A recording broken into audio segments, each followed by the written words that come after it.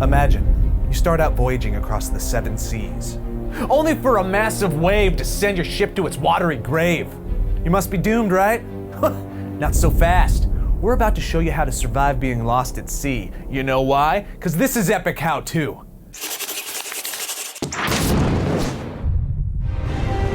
Epic how-to.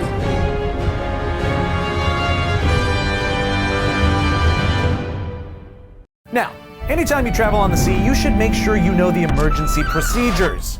Obviously, you'll need a life jacket, but finding a lifeboat or inflatable raft will make all the difference when you're lost in the middle of the ocean. Without a boat, you could drown while you fall asleep or get hypothermia, even in seemingly warm waters. So, find something seaworthy if your ship is going down. If the ship goes down too quickly for you to find the lifeboat, then you find any floating objects and pull them together. And don't ditch your cell phone. You're gonna need it. Hello. No, really. So, you've got your boat, which is great, but you're still far from safe.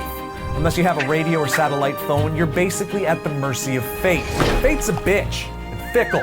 You're gonna be hoping to get spotted by a plane or passing ship, so you have to keep yourself alive until that happens. Your 3 biggest obstacles to survival are exposure, dehydration, and if you last long enough, starvation. All frightening. The sun will be beating down on you constantly. Soon, you'll be dehydrated with the worst sunburn of your life, so you have to do anything you can do to stay in the shade. This cover should also keep you out of the rain because hypothermia can be just as deadly. While it may seem like a good idea to jump in the ocean to cool off, getting in and out of the boat uses up energy. It's best to lay low as much as possible. If you're in colder climates, then it becomes more about keeping out of the wind and the cold, but the same basic rules apply. Many sailors have found themselves in the cruel irony of dying of thirst while being surrounded by water. No matter what happens, don't drink the water. This will kick your kidneys into overdrive as they try to get rid of all the excess salt, making you dehydrate quicker than drinking nothing.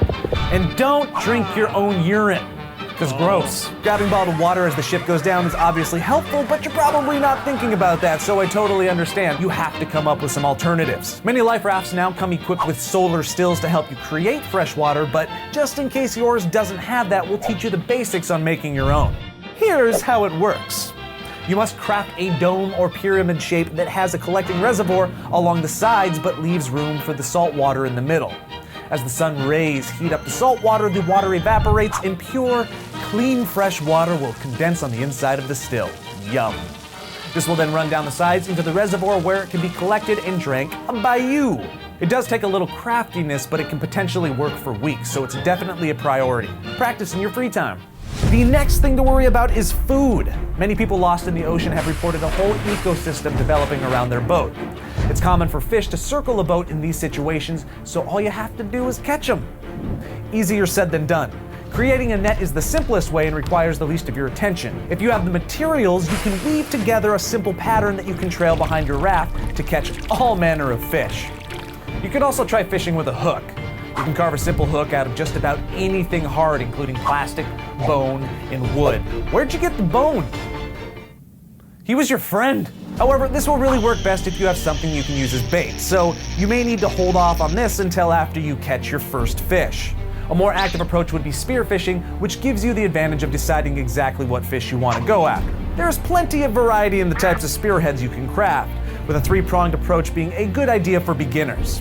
The trick here is to compensate for water refraction. That's the quality of water that makes it appear as if objects under the water are at a different location than they really are.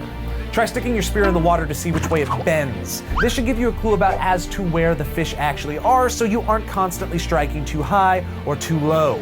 Now you've got all the raw fish you could eat. Yum. And trust me, after a week or 2 at sea, you're not gonna mind that it's raw. In fact, you're probably gonna find that you crave certain organs based on whatever vitamin you're deficient in, like eyes. One survivor said that after 2 weeks at sea, fish eyes were like candy to him. Delicious, but not.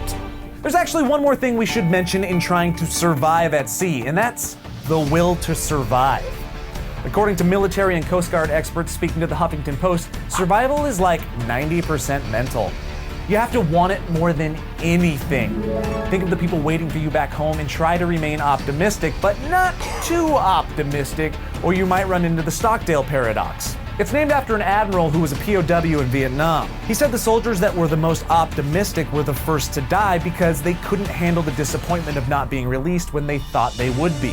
So you have to keep fighting and keep believing rescue will come, but accept the fact that it might take a while. And don't worry about your physical shape. Fat is actually better than muscle in these situations as it helps keep you warmer, lets you go longer without eating, and fat is more buoyant than muscle. Great, you've got food, water, and shelter. Now, all you need to do is get rescued. If you have the option, try to stay near the wreckage of the vessel you went down in. All the debris will make you more likely to be spotted and picked up.